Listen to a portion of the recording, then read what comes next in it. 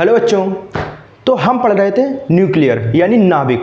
और नाभिक में हम पढ़ने वाले हैं कि नाभिक की रेडियस की जो इक्वेशन होती है उसको देखो। हमको पता है कि नाभिक की भाई रेडियस कितनी होती है। ऐसे पता है कि ये जो नाभिक है, नाभिक की रेडियस हमारी होती है radius of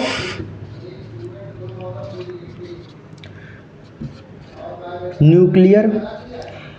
radius of nuclear हमारा होता है 10⁻⁻15 ये। और एटॉमिक रेडियस क्या होती है? एटॉमिक रेडियस यानी जो हमारा एटम है, एटम की त्रिज्या वो होती है 10⁻⁻10। इस तरह हमें पता है, पर हमें इक्वेशन नहीं पता है। हमसे बोल दिया जाए कि भाई नाभिक जो है, नाभिक हमारा है, नाभिक की रेडियस को अलग अलग कर दिया है और उसका परमाणु क्रमांक दे दिया है। यानी हमें ए दे दिया है और आर दे दिया है, ए और आर दे दिया है। अब इसकी जो वैल्यू है, वैल्यू दे दी गई है हमें अलग अलग। किन्हीं दो कंपैरिजन किया आपको, किन्हीं दो नाभिक के बीच में। तो इस तरह की इक्वेशन में हमें फार्मूला चाहिए होता है, वो देखेंगे। ठीक है, देखो कोई फार्मूला के लिए पहले तो हमें ये समझना पड़ेगा नाभिक जो होता है, जो एटम होता है, एटम के अंदर जो नाभिक होता है उसका आकार कैसा होता है। तो जो नाभिक होता है या एटम होता है उसका जो आकार होता है उसका गोलाकार आकार होता है। अब गोले की जो आयतन होता है, आयतन यानी वी किसका? V of nuclear, V of nuclear यानी नाभिक का आकार किसके बराबर कर देंगे? ये हमारा ए है परमाणु भार, एटॉमिक मास के बराबर अगर करेंगे तो हमें तो पता है भाई जो हमारा एटम है या नाभिक जो है, एटम के अंदर जो नाभिक है वो हमारा गोलाकार, और गोले का आयतन कितना होता है? 4/3 πr³। ठीक है भाई। और इसको हम डायरेक्टली प्रोपोर्शन में करेंगे। डायरेक्टली प्रोपोर्शन किसके? ए के है। तो ए को अगर बराबर करेंगे तो कांस्टेंट एक आ जाएगा के और ए, के ए। ठीक है, और ए क्या है? परमाणु भार, एटॉमिक मास। अब इसको जो है हमें निकालना क्या है? आर। तो हम आर को ऐसे लिख सकते हैं कैपिटल R³ तो R³ बराबर क्या हो जाएगा हमारा? 4 नीचे जाएगा और 3 ऊपर आएगा, 3/4 पाई के ए। ये आ गया, ये हमारी आर की इक्वेशन बन गई। अब आर का अगर रूट हटाएंगे हम, रूट हमने हटाया तो ये क्या आ जाएगा?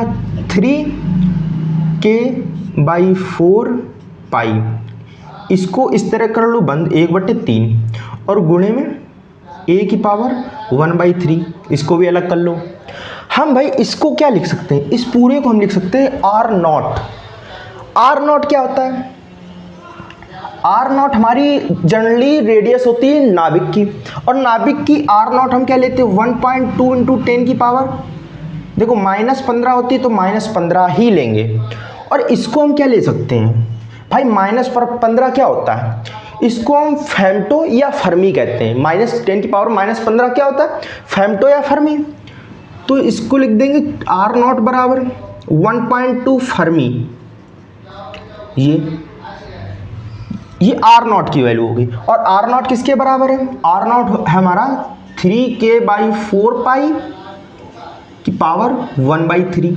ये किसके बराबर है? R0 के। तो यहाँ लिखेंगे R बराबर R0 a की पावर 1/3। ये हमारा फार्मूला, जनरल फार्मूला आ गया। अब ये जनरल फार्मूला आ गया। अब इस जनरल फार्मूला को अगर हम किन्हीं दो एटम, मान लिया 2 नाभिक दिए हमारे, अब 2 नाभिक के बीच में हमें कंपैरिजन करना है। यानी R1 की रेडियस, R2 की रेडियस, R1 का एटॉमिक मास और R2 का एटॉमिक मास अलग अलग है। इनमें कंपैरिजन किस तरह करेंगे वो देखो। तो मान लिया R1 पहले की रेडियस अपॉन R2 दूसरे की रेडियस अपॉन में। अब भाई R0 तो R0 सेम रहेगा, यहाँ पे चेंज क्या होगा, A1 अपॉन A2 का 1/3 ये। अब R0 से R0 तो कैंसिल हो गया, R1 अपॉन R2 क्या आ गया हमारा, A1 अपॉन A2 का होल 1/3 ये आ गया। ये हमारा फॉर्मूला आ गया। ये क्या है, R1 है हमारा पहले नाभिक की त्रिज्या रेडियस, R2 है दूसरे नाभिक की रेडियस, और A1 क्या है, A1 है पहले परमाणु का भार, और A2 क्या है, A2 हमारा दूसरे परमाणु का भार। ये है, यानी जैसे क्वेश्चन आएगा तो आपसे जनरली ये बोलेगा कि किसी एटम की रेडियस या बोले किसी नाभिक की रेडियस कितना दिया है, कुछ दिया, मान लिया 3 दिए, और दूसरे नाभिक की रेडियस निकालनी है, जबकि क्या बोला है, पहले एटम का जो पहले नाभिक है उसका एटम का मास कितना दिया है, एटॉमिक मास समथिंग कुछ दिया है और दूसरे का दिया है, तो आप ये नहीं निकाल पाओगे, ये निकाल लोगे जनरली।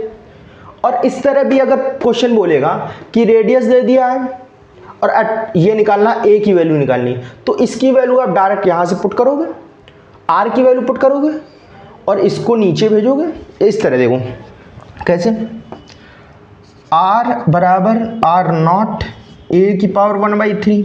अब भाई आर की वैल्यू तो हमें दी है, कुछ दी है, R0 की वैल्यू हमें पता है 1.2 रख सकते हो फर्मी में, या फिर ये बराबर ए की पावर 1/3। अब 1/3 हटाओगे तो ये क्यूब में चला जाएगा, इसको तोड़ोगे तो आपकी आंसर निकल आएगा ये वाला। ए की वैल्यू, आर की वैल्यू डायरेक्ट निकल सकती है। तो ये आपका हमने निकालना सीख लिया इक्वेशन ऑफ न्यूक्लियर रेडियस। अब बात करते हैं कि जो मास होता है, मास अगर कम किया जाए, मास अगर कम किया जाए तो उसकी एनर्जी पर क्या इफेक्ट पड़ता है, एनर्जी बढ़ती है घटती है, और इसे जनरली हम आइंस्टीन का ऊर्जा संरक्षण नियम भी कहते हैं, ऊर्जा संबंधित नियम देखेंगे।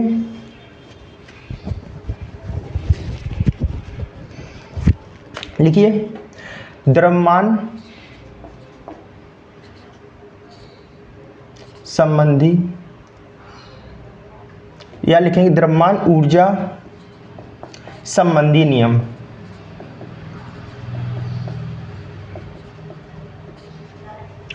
द्रव्यमान ऊर्जा संबंधी नियम क्या बोलता है कि आइंस्टीन ने ये नियम दिया था। किसने?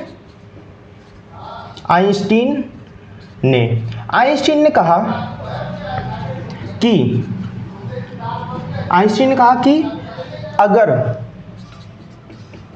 अगर हम मास में कोई चेंज करते हैं, मान लिया मास में कमी की, तो जितना मास में कमी की हमने, मान लिया डेल्टा एम मास में कमी की, अब जो मास होता है जितनी मास में हम कमी करेंगे ई उतना चेंज हो जाएगा, यानी ऊर्जा उतनी ही ज़्यादा हमें प्राप्त होगी। तो लिखेंगे, आइंस्टीन ने कहा कि किसी परमाणु, लिख सकते हो इलेक्ट्रॉन, लिख सकते हो कुछ भी, किसी परमाणु के मास में, के द्रव्यमान में कमी, द्रव्यमान को हम बेसिकली एम से डिनोट करते हैं, एम से, ठीक है। द्रव्यमान में कमी, उसमें उत्पन्न ऊर्जा के बराबर होती है, बराबर होती है। यानी कह सकते हो E इक्वल्स होता है mc²। m क्या होता है? m होता है हमारा मास। c क्या होता है? लाइट की वेलोसिटी, यानी 3 × 10⁸ मीटर पर सेकेंड, ये होता है। अब अगर बात की जाए कि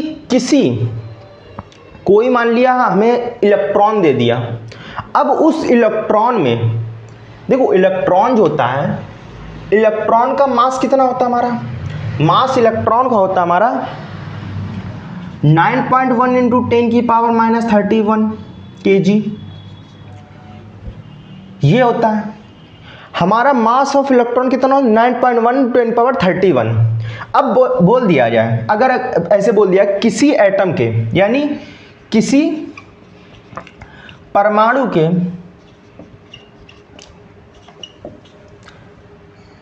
मास में डेल्टा एम बहुत छोटी राशि होती है, यानी किसी के आगे अगर डेल्टा लग रहा है, यानी उसकी राशि को हम छोटा कर दिया। डेल्टा एम कमी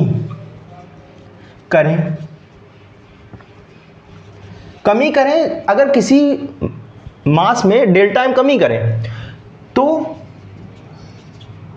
उत्पन्न एनर्जी यानी ऊर्जा क्या होगी?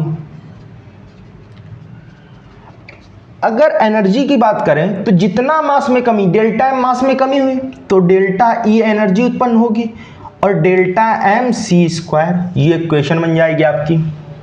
यानी जितना कमी हो रही उतना इसमें चेंज आ रहा। डेल्टा कमी हुई थी, यानी बहुत कम कमी हुई, तो उतना ही एनर्जी में चेंज आ गया। अगर बात की जाए कि इलेक्ट्रॉन का मास कितना दिया हमें? 9.1 × 10⁻31 kg, ये दिया है। तो E में चेंज, यानी एनर्जी में चेंज। अब एनर्जी में चेंज क्या होगा भाई? E इक्वल्स mc² होता है। तो E क्या हमारा होता है? E एनर्जी होती है। M क्या लिखा है हमने? 9.1 × 10⁻31, ये। अब बात की कि C क्या होता है भाई? C तो हमारा यही होता है ना, 3 × 10⁸ मीटर पर सेकेंड, ये। और इसका क्या है? स्क्वायर। अब ये कितना हो जाएगा भाई? 9.1 × 10⁻31, ये हो गया। क्रॉस में 3 3 जा 9 इंटू ये 16 आ जाएगा। अब इसको अगर सॉल्व करोगे आप, देखो सॉल्व करके भी दिखा देते हैं। 981, ये 81.9 × 10⁻15, वो भी माइनस का, इक्वल्स ये एनर्जी ऑफ, यानी ऊर्जा किसकी है? ऊर्जा ऑफ इलेक्ट्रॉन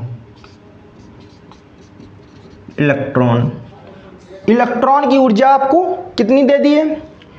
81.9 × 10⁻15, ये एनर्जी किसकी? इलेक्ट्रॉन की है।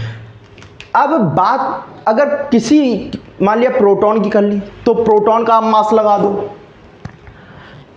न्यूट्रॉन का तो मास होता ही नहीं है, ठीक है, यानी चार्ज नहीं होता, मास होता है 1.67 समथिंग, 1.67 × 10⁻27, ये होता है न्यूट्रॉन। अब कोई भी दे दिया जाए तो आप मास की जगह सिर्फ चेंज करोगे। क्या? मास की जगह चेंज करोगे, आपकी जो प्रकाश की चाल रहेगी वो सेम रहेगी 3 × 10⁸ मीटर पर सेकेंड। इतना चेंज करके आप डायरेक्ट फार्मूला लगा सकते हो। तो ये हमारा हो गया, जिसे कह सकते हो आइंस्टीन का ऊर्जा संबंधी नियम, या फिर कह सकते हो द्रव्यमान ऊर्जा संबंधी नियम। तो अब मिलेंगे नेक्स्ट पार्ट में नेक्स्ट वीडियो के साथ, तब तक के लिए बाय बाय।